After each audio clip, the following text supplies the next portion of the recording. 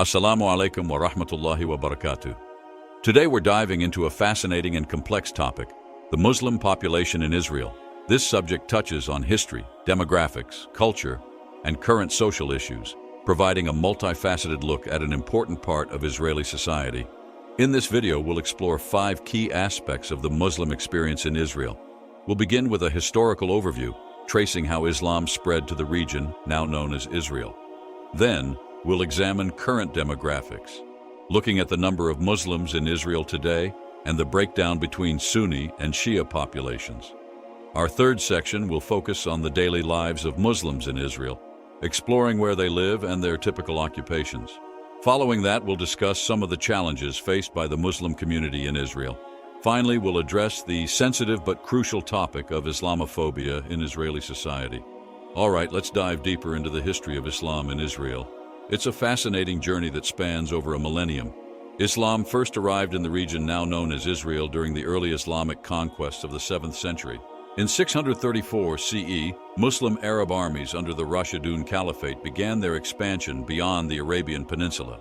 By 636, they had defeated the Byzantine forces at the Battle of Yarmouk, which opened the way for Muslim control of the Levant, including the area of modern-day Israel. The conquest wasn't just a military affair, it brought with it a new religion, culture, and way of life. Many locals converted to Islam over time, though significant Jewish and Christian populations remained. The Muslims established new cities, like Ramla, which became an important administrative center. Under the Umayyad Caliphate, 661-750 CE, Jerusalem gained special significance in Islam.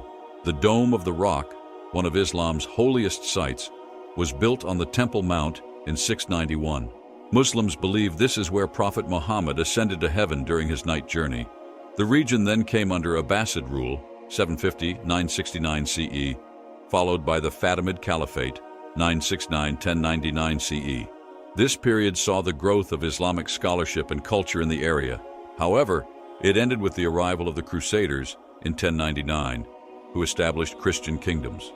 Islam regained control with Saladin's conquest in 1187. The Ayyubid dynasty, followed by the Mamluks, ruled until 1516. This was a golden age for Islamic culture in the region, with the construction of many mosques, madrasas, religious schools, and other institutions. The Ottoman Empire took control in 1516, ruling for 4 centuries until World War I.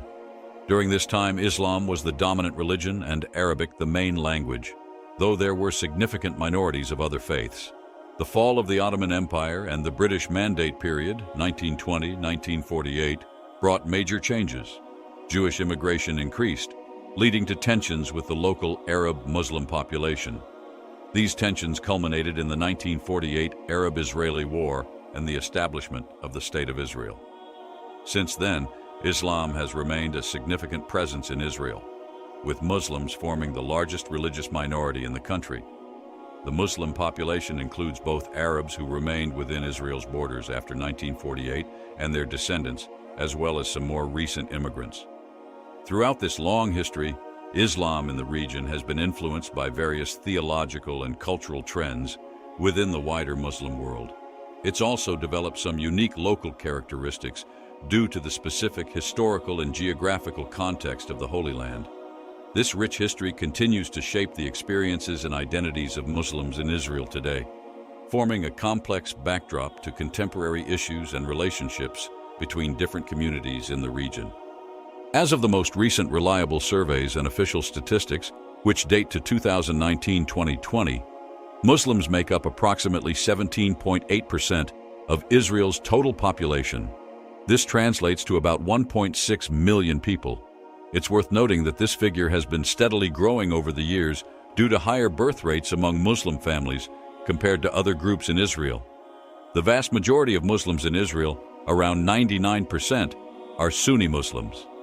This reflects the general trend in the wider Middle East, where Sunni Islam is the predominant branch of the religion. The Sunni population in Israel primarily follows the Shafi'i school of Islamic jurisprudence, which is common in the Levant region. The remaining 1% is composed of various smaller Muslim groups. This includes a small community of Ahmadiyya Muslims, estimated to be around 2,200 people. The Ahmadiyya are a reformist movement within Islam, often not recognized as Muslim by mainstream Islamic authorities. There's also a tiny Shia Muslim population, but it's so small that it's often not separately counted in official statistics. It's important to note that when we talk about Muslims in Israel, we're primarily referring to Arab citizens of Israel. About 83% of Israeli Arabs are Muslim, with the rest being primarily Druze and Christian. Geographically, the Muslim population isn't evenly distributed across Israel. The highest concentrations are found in the Triangle area in central Israel, the Galilee region in the north, and the Negev Desert in the south. Some cities and towns have significant Muslim majorities. For instance, Nazareth, the largest Arab city in Israel, is about 69% Muslim. The Muslim population in Israel is relatively young compared to other religious groups in the country. The median age for Muslims is around 24 years compared to 30 years for the general population. This demographic trend suggests that the proportion of Muslims in Israel is likely to continue growing in the coming years. It's also worth mentioning that these figures don't include the Muslim populations in the West Bank and Gaza Strip, as these areas are not considered part of Israel proper in official Israeli statistics, despite being under varying degrees of Israeli control. The Muslim population in Israel has been growing not just in absolute numbers, but also as a percentage of the total population. In 1949, shortly after Israel's establishment, Muslims made up about 9% of the population. The increase to nearly 18% today represents a significant demographic shift over the past 7 decades. These demographic realities play a crucial role in shaping Israel's social, political, and economic landscape, influencing everything from electoral politics to resource allocation and cultural dynamics within the country. All right, let's take a closer look at the daily lives and activities of Muslims in Israel, as well as where they primarily reside. Muslims in Israel are integrated into various aspects of Israeli society, though their experiences can vary widely depending on location, socioeconomic status, and individual circumstances. In terms of employment, you'll find Muslims working across a range of sectors. Many are employed in construction, agriculture, and manufacturing industries. There's also a growing number of Muslim professionals in fields like medicine, law, education, and technology. In recent years, there's been an increase in Muslim entrepreneurs and business owners, particularly in Arab-majority areas. Education is highly valued in the Muslim community. Most Muslim children attend state-funded Arab schools where the language of instruction is Arabic. These schools follow a curriculum that includes Islamic studies alongside other subjects. There's also been a growing trend of Muslim students pursuing higher education, with increasing numbers attending Israeli universities and colleges. Religious life plays a significant role for many Muslims in Israel. Friday prayers at local mosques are an important weekly event. During Ramadan, you'll see many Muslims fasting during daylight hours and gathering for iftar meals after sunset. Eid al-Fitr and Eid al-Adha are major celebrations, often marked by family gatherings and communal festivities. Politically, Muslim citizens have the right to vote and run for office in Israel. There are Muslim members of the Knesset, Israel's parliament, and Muslims serve in various governmental positions, though representation at higher levels of government remains limited. As for where Muslims primarily live in Israel, 1. The Galilee region in northern Israel has a significant Muslim population. Cities like Nazareth, the largest Arab city in Israel, Saknin, and Kafr Kana have Muslim majorities. 2. The Triangle area in central Israel, east of Tel Aviv, is home to many Muslim communities.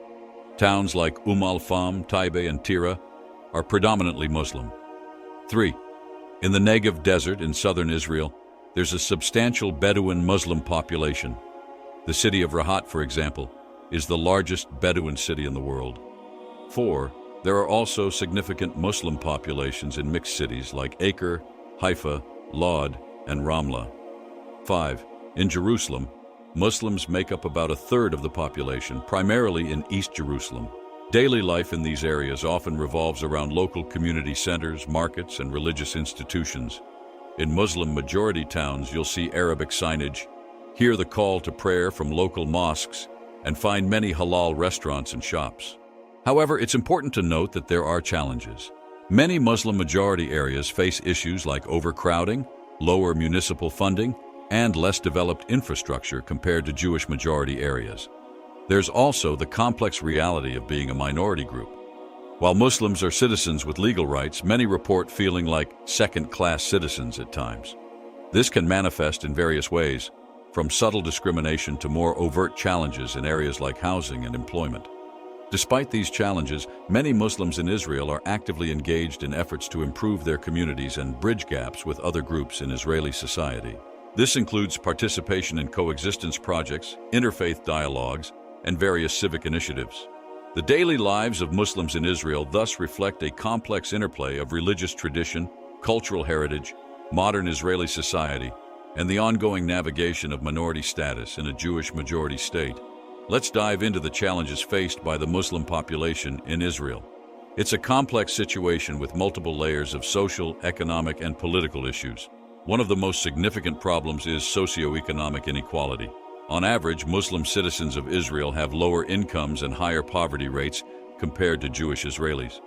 According to recent statistics, about 45% of Arab families, most of whom are Muslim, live below the poverty line, compared to about 13% of Jewish families. This economic gap has deep roots and wide-ranging consequences. Education is a key area where this inequality is evident. While Muslim students have access to public education, schools in Arab areas often receive less funding and resources than those in Jewish areas. This can lead to overcrowded classrooms, less advanced facilities, and fewer extracurricular opportunities. The result is that Muslim students, on average, tend to score lower on standardized tests and have lower rates of qualification for higher education. Employment is another major challenge. Muslims often face discrimination in the job market, particularly in higher-paying sectors. They're underrepresented in government positions and in management roles in large companies. Many Muslims end up working in low-wage sectors like construction and services. There's also a significant wage gap, with Arab workers, again mostly Muslim, earning on average about 31% less than Jewish workers. Housing and urban development are contentious issues.